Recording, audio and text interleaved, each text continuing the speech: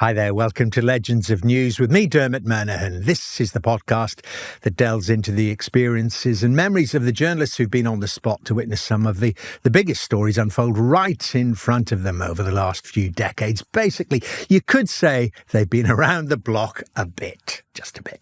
My guest today is someone who has witnessed conflict of all kinds, the real, clear and present danger of war zones, and the verbal trickery and plotting of high-level politics. She spent more than 30 years at the BBC and now fronts her own show on Times Radio. Please welcome to Legends of News, Carole Walker. Very good to see you, Carole. Yeah, hello, Dermot, and thank you very much. I'm honoured to be bracketed as a legend of news. Listen, we're honoured to have you here. Thank you very much. I mean, I know how busy you are because, as I said there in the brief introduction, you know, you're still working before the mast. You've got this show on Times Radio. We'll get to that because we start at the beginning. I'm always interested with my guests to kind of find out, you know, how you got into it. What were those influences, which you can look back with hindsight? You know, what was the young at school Carole thinking and doing that led her to this stellar career? Well, I stumbled into it, really, Dermot. I had absolutely no idea what I wanted to do. I grew up in rural Norfolk. No one in my family had a background in journalism. The family business was making animal food. And when I left school, I literally had no idea what I wanted to do and ended up doing a course in magazine journalism. I kind of thought it would be nice to sort of write for glossy magazines. And this was at what was then called the London College of Printing. LCP, yes, I remember that. It's not still going, is it? It is still going, and it now has a new name. And while I was there, Fred Hunter, who is quite a legendary figure, he had at one stage been a very senior figure in the independent radio news network, and he decided to set up a course in radio journalism. And I thought, well, that sounds fun. So I was one of the first, I think there were only 6 or 7 of us that did this. And that ended up actually being the way that many big figures, both on air and as editors, began their careers. And it was pretty chaotic, if I'm honest, because we didn't have proper studios. Training. Yeah, absolutely. Chaos. Total chaos. And Fred Hunter, who sadly died a few years ago, had great contacts at a time that a lot of local radio stations were setting up. So we got lots of great work experience. And I somehow, from there, got myself a job at Radio City in Liverpool. Wow. Which was an amazing... I got myself... My first job was as a reporter at Radio City in Liverpool. And I had absolutely really no idea what I was doing. I didn't know Liverpool. People listening, you might think if you're running a local radio station, you really want someone with local knowledge, local insight, really knows the patch. I didn't know anything about Liverpool. To the degree I will share this very embarrassing story. Please, that's what we're here for. I was very young. I somehow landed this job, goodness knows how. I was still a teenager. I went up with my mum to go and find somewhere to live. So you were 19? I was 19. Wow. To find a flat to live in. We saw somewhere advertised in the Liverpool Echo. And we didn't have a lot of time, so we thought we'll take a taxi. And so I said to this Liverpool taxi driver, it's number so-and-so, Anfield Road. Do you know where that is? Can you find it? I'm not going to do the Scouse accent, but the taxi driver was polite enough to say, I think I can just about find that. And that is the extent of my local knowledge. Well, welcome to Liverpool and the humour. That was good. I love that taxi driver's irony. So mention some of the big names. You said there, you know, on the course, around the course, those big names that were around. I believe Ben Brown was there. I believe a lot of other people went through it. Certainly a lot of very senior BBC editors started off on that course. But, I mean, it was quite extraordinary, really, to manage to get a job off the back of it. And I'm working there in Liverpool. Had no idea where I was going. I mean, people listening will think, oh, yeah, you find your way around on Google Maps. Of course, that didn't exist. It was a time when there was so much going on in Liverpool. It was an amazing place to have a first job. There were strikes, there were demonstrations. Was this the Derek Hatton years? Yeah, it was that firebrand lefty Derek Hatton running the council, clashing with Margaret Thatcher. There were strikes, there were huge strikes. I remember going out, one of my first jobs, to this huge car factory at Halewood where they were about to go on strike, and I was sent to go and speak to some of the workers. And I sat out there, driving my little red MG midget. Yeah, I really fitted in Liverpool. And I arrived in this car park, which was silent and deserted, and there's nobody around.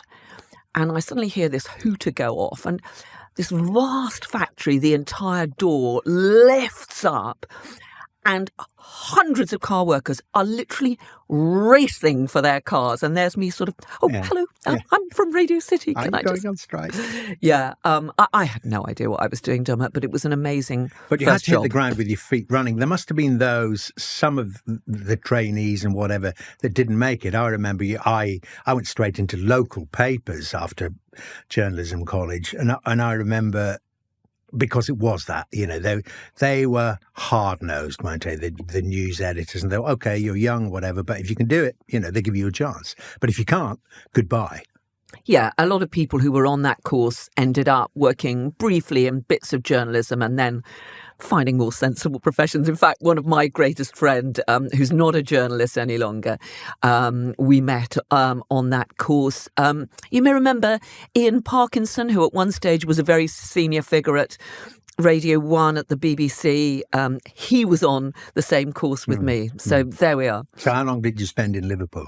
I was only there for a year and a bit, long enough to meet my future husband, and we're still married. Win-win. And then I went to work for the BBC, initially in local radio, and then I worked in regional TV. Where?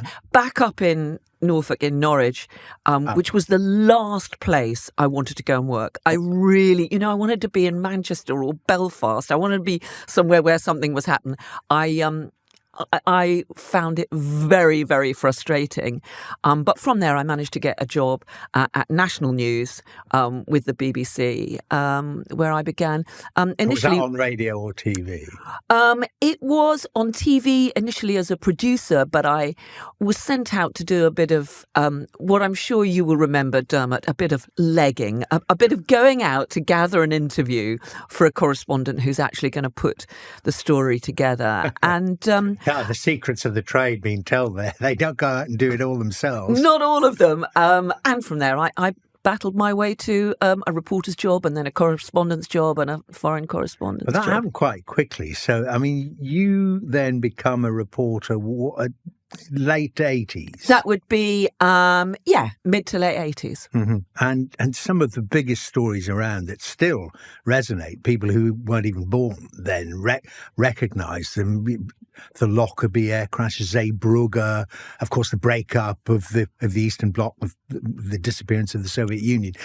I mean, these were the kind of stories you were covering. Yeah, and one of the first really big stories that I covered for the BBC was Lockerbie. And I went there a day or maybe two after it had happened. And I've been reflecting on this because, of course, we've had the anniversary recently. We've also had a number of brilliant documentaries made about it. And it was devastating as a young reporter being sent there. 270 people had died. It was a terrorist act. The images that we see, that we still see, that encapsulate what happened at Lockerbie are those shots of the nose cone of the plane, the wrecked plane, a stretcher being carried along the skyline. I know that there was a huge debate at the time about the need for sensitivity to the families involved, and I completely understand that, and I completely respect it. But when I look back, I just think that perhaps we over-sanitized it. When I arrived there, I mean, the scenes, I mean, there are literally bodies strewn across a mountainside. I don't want to go into really gruesome detail, but these are bodies that have hit the ground from a great height. There were limbs strewn in the trees. There were bits of people's belongings everywhere. It was an absolutely horrific sight. And so it was a huge story. I know there were huge debates that went on within the BBC at all sorts of levels as to what sort of pictures should be shown. What about the impact on you, though? I mean, as an individual, as a young woman, and obviously you'd never seen anything like that. Well, nobody had, and on British shores. I mean, it stayed with you, I can tell. It has, but I know that a lot of colleagues have suffered a lot with mental stress, PTSD, and so on. PTSD. I think that somehow the way I approached it was simply to focus on what I was doing. And as you know, Dermot, a lot of reporting for TV news is there's a lot of logistics involved in terms of getting the pictures, getting to the right place, getting to the right people, finding the right people, speaking to them, trying to ask the right questions. And then getting it on air. And of course, in those days, arranging satellite feeds and so on. It was very different from what it is now. And so I think that I simply focused my attention and my thoughts as much as possible on the job that I was there to do, thinking about how I needed to convey this in the best way possible, the most sensitive but also powerful way possible to the audience about what was happening and what the latest developments were, because of course it was a huge news story as well, a huge investigation, a global investigation, and so there was a lot to convey there, and I think that is the way that I've dealt with a lot of pretty ghastly, scary scenes throughout my career. What about the enormity of the story? I mean, you were a young reporter there early on in your career. Were you in any sense intimidated by the enormity of it and the responsibility that you had? I don't think so, weirdly. No. I probably wasn't doing the lead story. I'm sure there was somebody far more senior who was doing it. And I would be running something, some particular aspect of the story further down. But I was there for quite a long time. I remember being there over New Year. My goodness, that was an extraordinary New Year. And there was this church service. I remember there'd been a lot of fuss about how one of the senior government ministers, Paul Channon, had stayed on his holiday in the Caribbean or somewhere, and he finally appeared at this church with a sort of deep tan amidst, in the drizzle of Lockerbie in January. And that was the end of his career. But at the beginning of yours, tell me about then, we touched on there the fall of the Soviet Union, and it's not one thing, was it? It was just so multifaceted, taking place in so many countries, the disintegration of the Soviet bloc. Was that then where, as we talk in a moment or two later on in your career, that is where enormous events meet politics, global, international politics, and how did you get to cover those stories and from where? Various different places that I went to, because the whole Soviet Union was falling apart. Another moment that really I've been recalling recently, especially when we hear about what is happening in Russia and the scale of the repression there. There was the attempted coup on Mikhail Gorbachev. Yes. Which eventually led to Boris Yeltsin taking over. And it was a time when so many of the restrictions and the repression of the Soviet era were being lifted. People were able to speak openly for the first time in their lives, for many of them. And I'd been working in Moscow. I remember things like, just before this happened, going to talk to a doctor who was talking to us anonymously about the scale of the repression on the basis that we wouldn't identify him. And as we arrived, he said, "Hi, great to see you." And went, sort of, shh, don't say anything. He took a brick out of the wall. He took something out and put it under a cushion and sat on it. And this was the bug that he lived with in his house because he'd been marked down as a troublemaker. And he knew it was there, though. And he knew it was there, but he knew that if he got rid of it, he'd be alerting the authorities. So he sat on this and gave us some fascinating insight into just the scale of the extent, and he had in the past spoken in favour of some comments that were not in support of the Soviet regime. The scale of the surveillance and the encouragement for neighbours to snoop on one another and so on. And so much of this changed. And I remember, the coup happened. I was in Georgia. I covered part of the civil war that erupted there. I went to Lithuania when they broke away. I mean, there was so much going on. But I do remember being in Moscow when, in one of the kind of memorable images of the time, they pulled down this huge statue of Felix Dzerzhinsky, who'd been one of the founding members of the KGB. He symbolized the KGB and everything it stood for. And in a square in Moscow, they brought down this huge statue. And I was there with the crew. We had a local young woman who was our fixer and producer. And she was literally in floods of tears. She couldn't believe what was happening. Her own father had disappeared to some labour camp and never been heard of again. And she was so emotional at the extent of the freedom that there was there.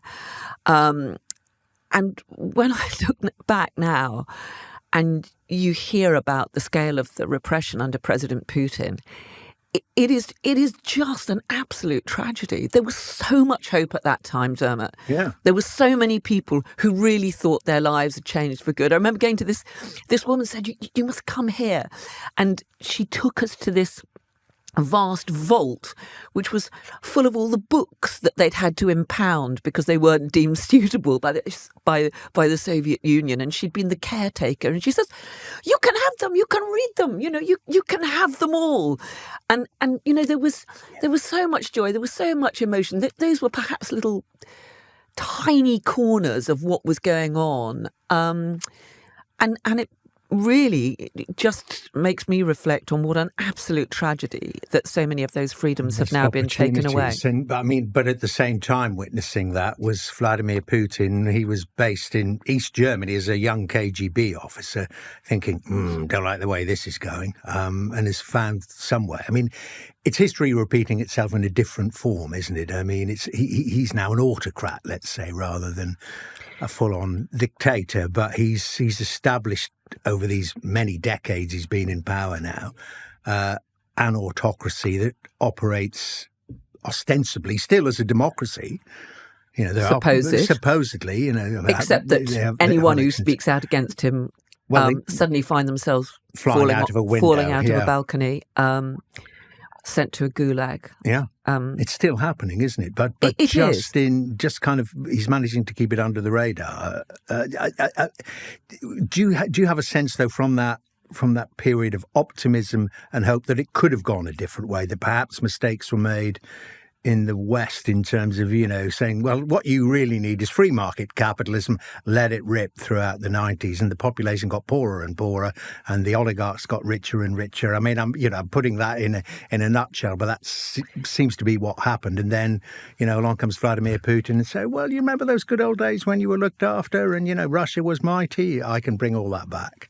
Well, I think Putin fooled the West that he was interested in a modern, democratic, open Russia. He didn't talk then about his desire to have a greater Russia, to get back countries like Ukraine, which of course had been part of the Soviet Union. But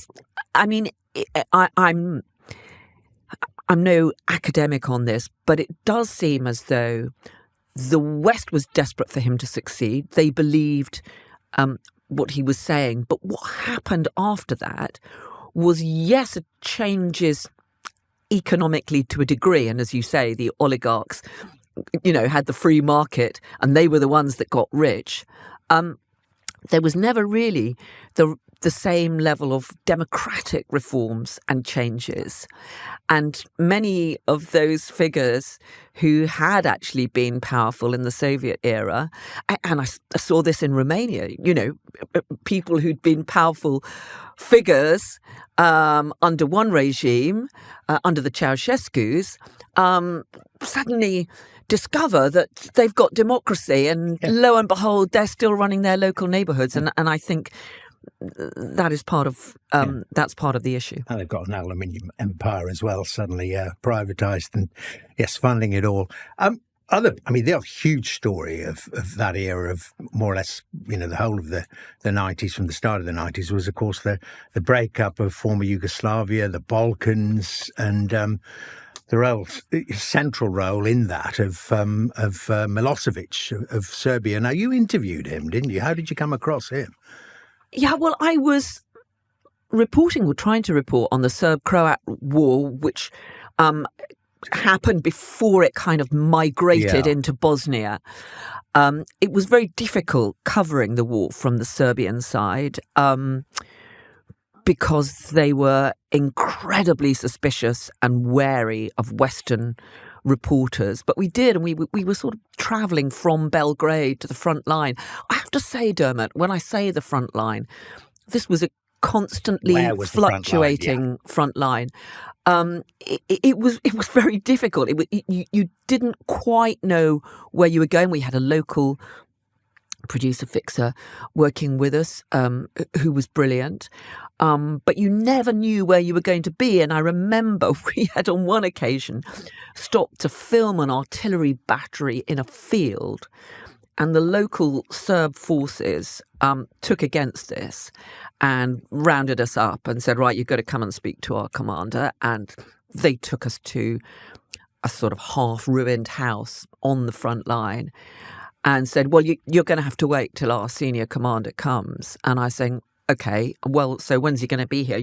Thinking I've got to get looking at my deadline for the 6 o'clock news. And we had to drive back to Belgrade, which was quite some distance. And we stayed there, for hours after hours. And the guards, armed with Kalashnikov, they're downing their slivovitz, they're joking and laughing, blowing smoke in your face, hanging over with you, sort of making jokes about you, prodding you with their weapons. In Serb. I mean, right. I have no idea what they were saying, and it's probably just as well I didn't. Yeah. But it was one of those experiences when you are thinking, I began worrying about whether I was going to miss my deadline, and I then began to worry if I was ever going to get out of there. And eventually some commander arrived. By this time, it's like the early hours of the morning. And he joked and he asked for the tape. The cameraman, of course, swapped the tape, gave him the tape, which he then smashed, and said, "Okay, you can go." But by this time, there's a whole load of shelling going on across the front line, and I remember driving through these fields of maize. And we talked earlier about how some people are traumatized by it. I know that one of my camera team was traumatized for years by visions and dreams of trying to drive through maize fields. But look, we got out alive. You mentioned Milosevic. We'd been asking for an interview, and they eventually decided to give it to us. And he was just one of those really terrifying figures. You knew how much blood he had on his hands. You knew how ruthless he was. He was already being accused of ethnic cleansing. And it was just a very intimidating experience with the same kind of behaviour from the armed security around him, armed to the teeth, laughing, joking, big guys with, having a few drinks, smoking. Yeah. It was a very scary. But all designed to intimidate you. Absolutely. All designed to intimidate. And I remember one of the things he said to me while we were waiting unfortunately the camera wasn't running. I really wished it had been. He said, you have to realise the Croats have very small brains. Oh my God. And that was his mindset. In a nutshell, there is ethnic cleansing for you. Exactly. That perception. Tell me this, because you mentioned sanitisation of the Lockerbie pictures and coverage. What about war zones? Do you ever think that in this day and age, because it still happens, the awfulness, the sheer brutality, the grotesqueness of war, it's not shown on television. It's almost like old cowboy films. People die and there's no blood, and nothing looks out of sorts. It's like a game. You show the aftermath, you show the buildings, you show all kinds of things, but it is just the human cost. The question is, would that make a difference? Do you think people, if they saw just how utterly horrible it is, that it must be avoided at all costs? Well, of course, these days people can actually see some of that online. Yeah. Though it's always then questionable how accurate what the source is, what you're actually seeing. But I think it is a big problem, and I know that it's something that really concerned the great Martin Bell, who was there in Bosnia during the Serb-Croat War, who has covered so many really big conflicts, and to my mind is one of the most brilliant correspondents the BBC has ever had. And I know that during those battles in the former Yugoslavia, he fought battles perhaps isn't the right term, but he had prolonged discussions with the editors in London about what to show and what not to show. If you're telling a story of a village that's been ethnically cleansed and there's the bodies of people who've been burnt in their homes, what do you show of that? And I mean, there's no right or wrong, but I think that the risk is definitely there that you can show somebody loosing off a Kalashnikov. You can't see what happens the other end. You can see a tank firing an artillery shell. And of course, you've still got warfare a bit like that on the front line in Ukraine, although, of course, there are also the drones which are doing devastating, having a devastating effect in that war.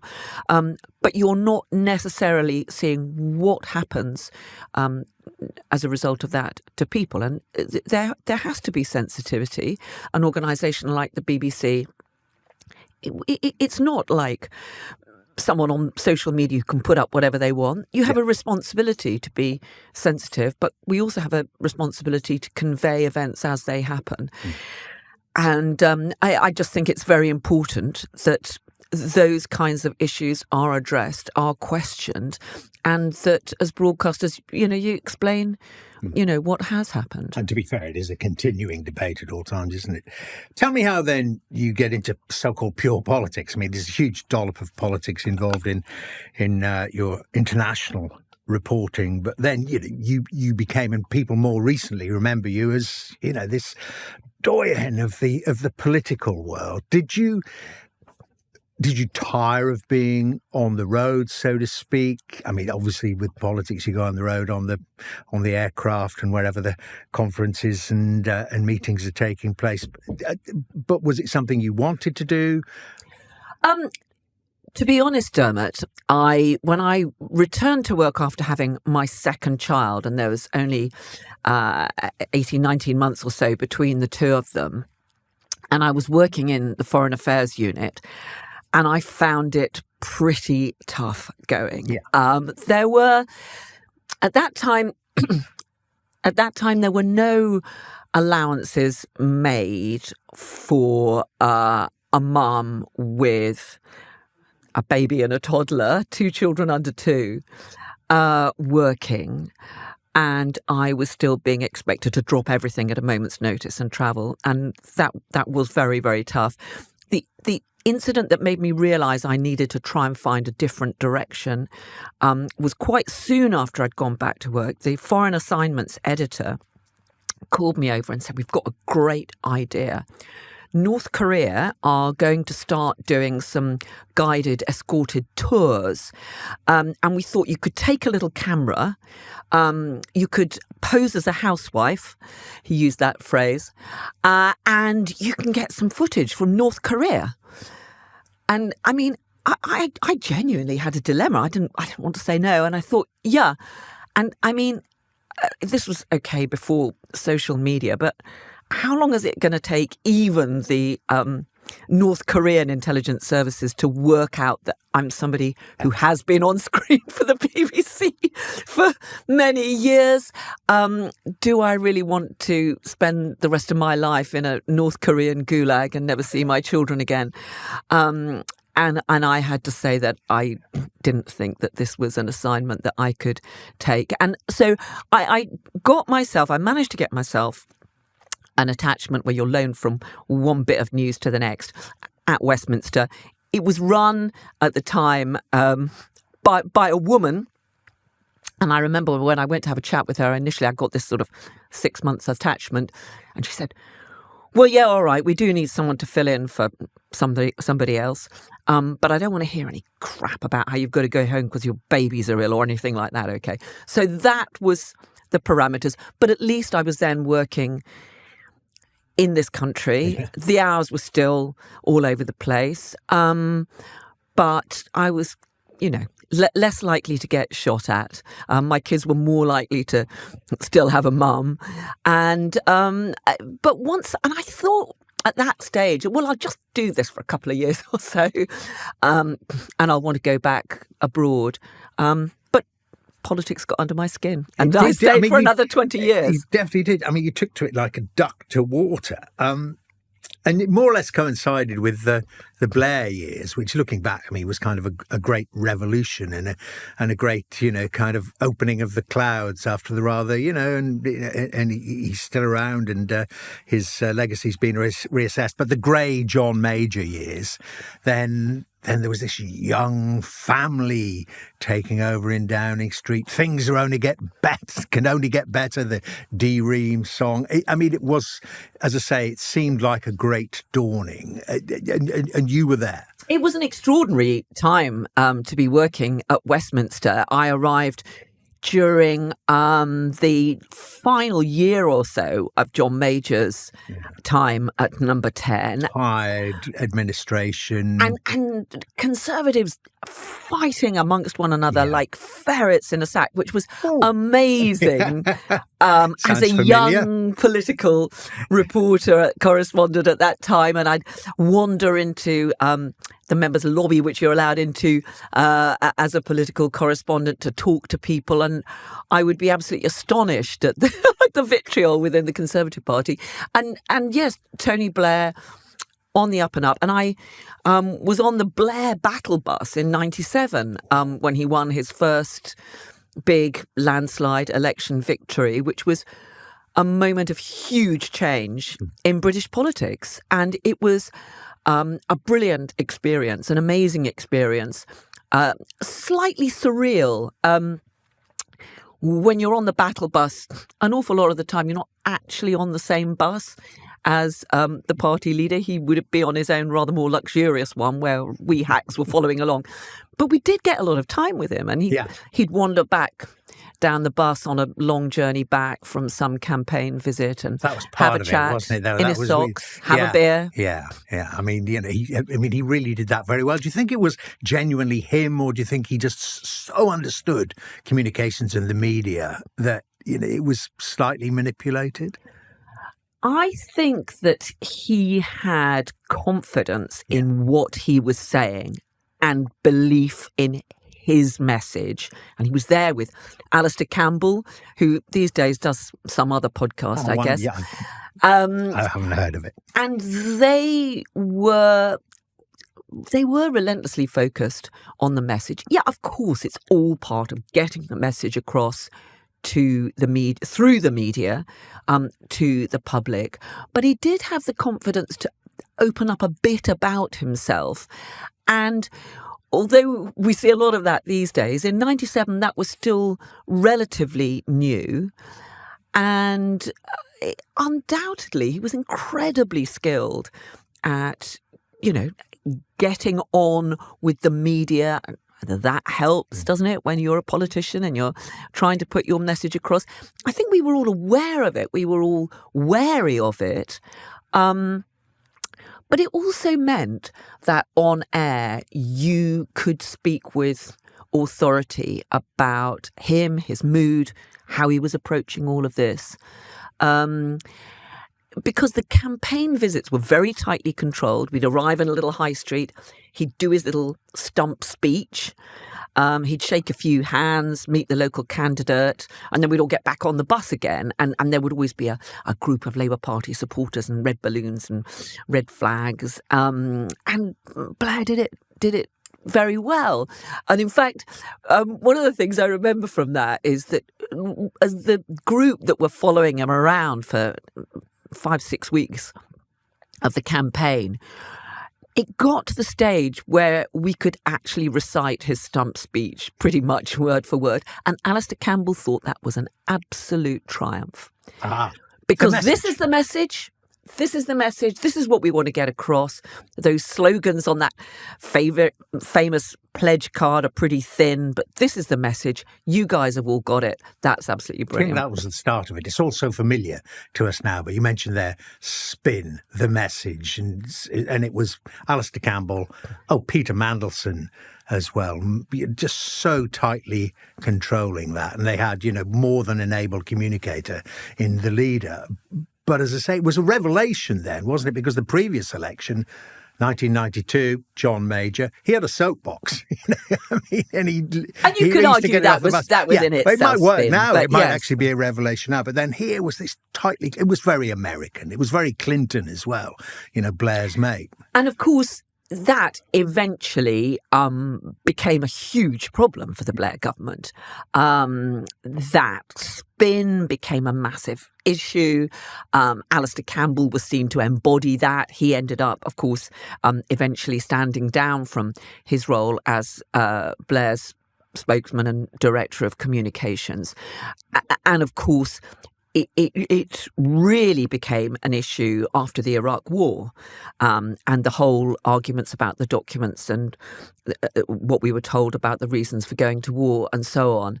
So it worked in 97. I think very quickly it became something that people were conscious of, and people were focused on. Journalists at Westminster were just explaining that there was a lot of spin going on here. And I think that overshadowed the message. And of course, it was only a few months into the Blair government that we had the row over the Bernie Ecclestone and the donation and so on. So although you think there was this amazing era, and of course he did win 3, go on to win another 2 elections, and I did the 2 subsequent campaigns on the road. In fact, I've got quite a good record, Dermot, because I did 97, 2001 and 2005 on the road with Tony Blair, and then 2010 and 2015 with David Cameron. So I've got quite a good winning record. That's quite a poker hand. Yeah. Well, I wanted to ask you that because of that experience. I mean, compare and contrast. I don't know how many prime ministers we've had since Tony Blair, because we had 5 under the Conservatives, and then Brown and Blair. So that's 7. I mean, does Blair stand out in terms of that communications ability? Because Gordon Brown, absolutely supreme as Chancellor, it seemed. The Iron Chancellor as Prime Minister, something just didn't click, did it? No, and he really, I think, struggled with the kind of normal communication that you really need as a Prime Minister. I think as a Chancellor, you can get away with the somewhat dour personality.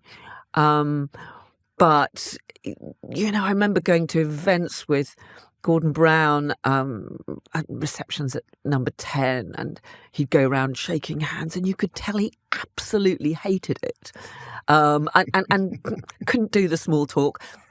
Interestingly enough, I think David Cameron had some of the same approach that Tony Blair had, in that he was so confident in what he was trying to do and his message about modernising the Conservative Party, of course, back in 2010.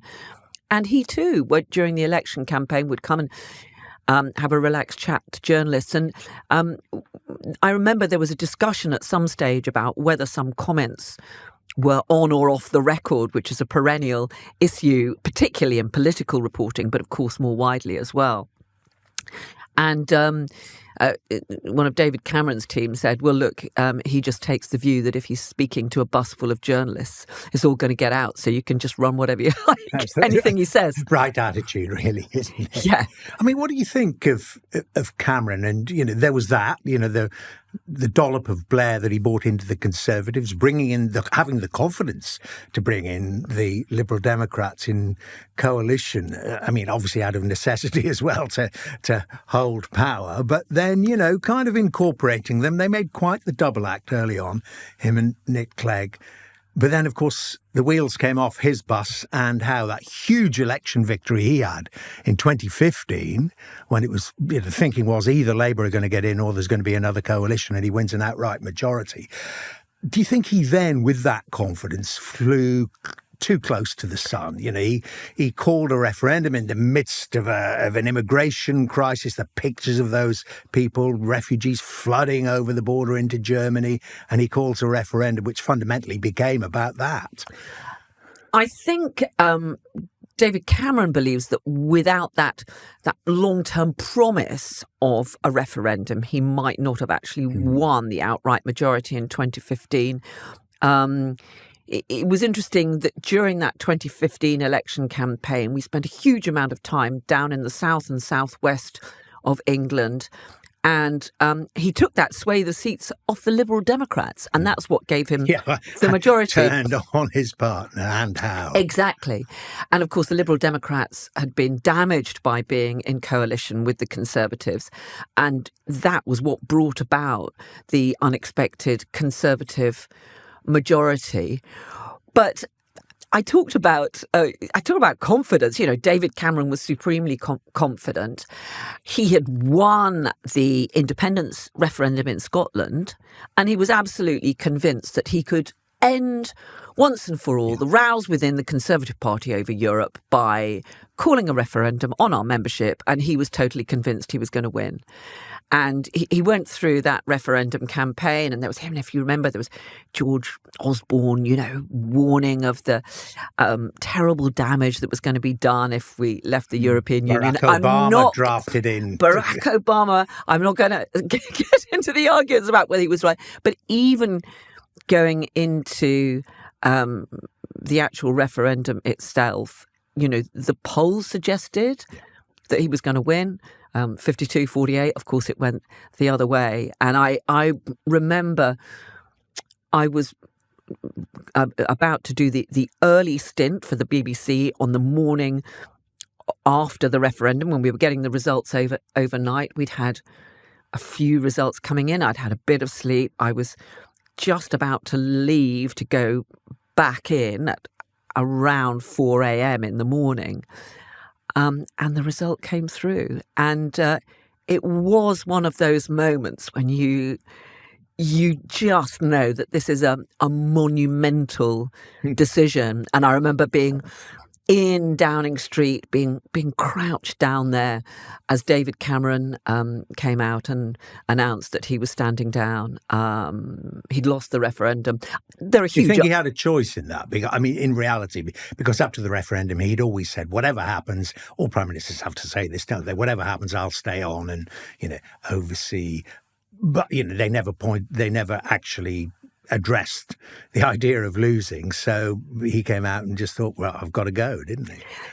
I think in the run-up to the referendum, if he'd said, if I lose, I'll go, then the referendum would have been about the future of the Prime Minister. He didn't want that to be the case. So I think it's understandable that he insisted he was going to stay. My personal view is that actually, having lost on such a hugely significant issue, he had to walk away. And I think part of the problem we then had is that we ended up with Theresa May, who'd also wanted to remain, trying to take through Brexit, which of course was this horrendous experience for the whole country as the arguments about the type of Brexit we had went on, and Theresa May's government was always about to fall. She called an election she didn't need to call. And if the country has voted for Brexit, you really needed somebody who believed in Brexit to take it through. Who knows what would have happened if Boris Johnson had immediately taken over. That's one of those great what ifs that we'll never know. I don't want to work through one by one the subsequent prime ministers. There are too many of them for this podcast. You'll have to come back for that. But, you mentioned the Major administration on more or less the same issue, fighting like cats in a sack. Well, that's what's happening in the Conservative Party again, or has happened, and leaves them this very, very diminished force. Yeah, and facing this unprecedented threat from Reform UK, and I think still trying to establish exactly how they're going to win back support. We're going through this era where our politics is more fragmented, more splintered than ever. And of course, it's such a different era in terms of the way people get their politics and get their news. Not just the 24-hour media, but social media, fake news, what you could trust, memes. When does a meme that's quite amusing turn into something that's quite sinister? Who do you believe? Who do you trust? And I think it is the politicians who can manage to cut through that that are the ones that are winning, particularly a younger generation. And understand, the different avenues, the different ways of communicating, and in actual fact, bypassing the so-called mainstream, certainly the traditional forms. Yeah, because in 97, Tony Blair, Peter Mandelson, Alistair Campbell had 3 TV networks, BBC, ITV, domestically, ITV News and Sky, and plus Channel 4, of course. But a handful of major networks and a handful of major newspapers, and those were the media outlets that they needed to win over. Now, everyone's a political commentator. Everyone posts their own take on what is happening. Everyone films everything that's going on, records everything everybody says. It is so much more difficult for any politician of any sort to control the message, to control what cuts through. And I mean, as you know, it can be a simple throwaway remark that gets picked up and amplified on social media that can have a huge and perhaps totally disproportionate effect on how people perceive certain events or certain people. And I think that is part of the reason why we now have a very much fragmented political system. But do you feel, sometimes people, yes, who absorb that and consume their news in those forms, and they are, as you describe, they're myriad, they kind of eventually bounce back a bit to some of these kind of mainstream ways of broadcasting. And I'm getting towards, your current role on Times Radio, a relatively new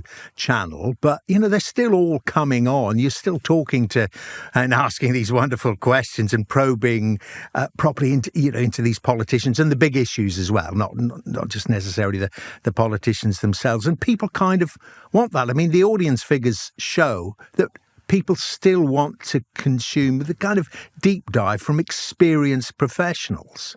Yeah, I think there is a real thirst from people to understand our politics, to understand the decisions that are being made that affect their lives, and to understand why and how they are made. But in a way that is not simply a politician standing on a stage and preaching to them. And that's why I think we've seen this huge growth in podcasts, because people actually quite like to have even 45 minutes. Very long form ones like this. Yeah, absolutely. And they like to hear a proper conversation, perhaps while they're driving somewhere, maybe while they're clearing up after dinner or whatever.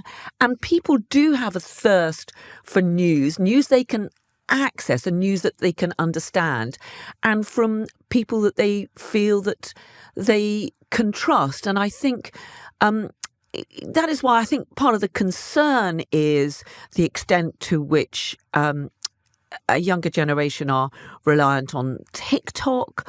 I'm not sure how much you can understand. You can perhaps, a lot of the stuff is very, very clever and it does convey a very strong message.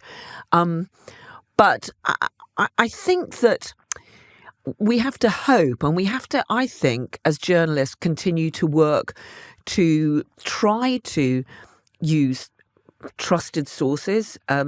Obviously, at Times Radio, we have this fantastic wealth of brilliant Times journalists whose views and insight and reporting we very often reflect, and the opportunity to actually hold politicians to account. And one of the things that we try and do on My Late Show, it's not necessarily a 2 or 3 minute interview when you're inevitably going to be having a battle just to try and pin someone down. It's 7, 8, 10, 15 minutes when politicians can make their points, and then you can challenge them on it. And I hope that is something that, that audiences will continue to enjoy. One thing, just before we end this, Carole, I wanted you to amplify on is, as a woman in these newsrooms, and I'm not focusing on any particular one, but the majority of your time was, of course, at the BBC. You mentioned there as a young woman, a young mother, a lack of understanding there, really, or maybe not even understanding. Maybe they did understand it, but they didn't care, a lack of care. That's in terms of the age range, and it's specifically for women. There's that. And then as you get older and more experienced, there is that perception, or certainly was, that, well, you're getting on a bit, you ought to move on. I mean, it was like that, it is like that, but you experience kind of both ends of it a bit. That's right. I think that there is no doubt that cultures in workplaces and cultures in newsrooms have undoubtedly changed a lot. I do remember on one of my early jobs in a newsroom, the editor of the nightly news show said to me as a very young reporter, come and sit on my lap, Carole, and we'll look at the running order together. And I told him, with what I thought was hopefully a light-hearted way, you must be joking. And one of my colleagues, another young woman, felt that she probably should do that, and so she got the plum assignments and I got the rubbish, and it was tough. I think I never wanted to make much of being a woman in a very male environment, and even when I started at Westminster, there were actually more men called John in the lobby than there were women. I never really wanted to make that a thing. Perhaps I never sufficiently fought battles on behalf of the other women in the media at the time, because I was just focused on trying to get on and cope with what I was coping with.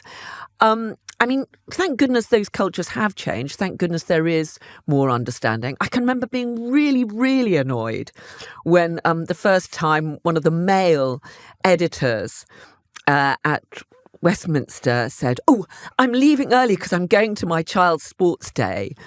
And this was considered so fantastically enlightened. And I had to stop myself from saying something, because, having been told that such things were for so long, you just don't do that. You just get on and do things. I had one of the other editors, who others who worked at the BBC may be able to identify from this, who's sadly no longer with us. But he was a very tough assignments editor. And I remember one of my colleagues questioning an assignment he was given, and the editor just turned around to him and said, "Fit in or F off." And that was the approach. As a reporter in those early years, that was the way you were expected to go about your job.